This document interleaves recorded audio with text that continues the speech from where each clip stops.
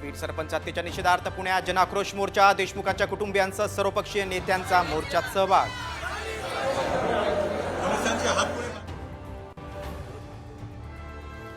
धनंजय मुंडे जातीय तेढ निर्माण करतायत, जरांगे पाटलांचा हल्लाबोल, मंत्र्यांच्या पाठीशी नसल्याचं मुख्यमंत्र्यांनी सिद्ध करण्याची मागणी.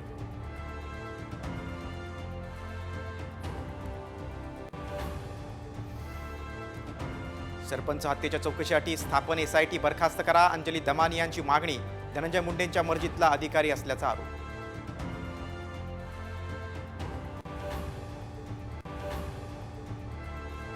सरपंच संतोष देशमुखांच्या हत्येचा निषेध, राज्यातील ग्रामपंचायतीमध्ये 9 जानेवारीला काम बंद आंदोलन.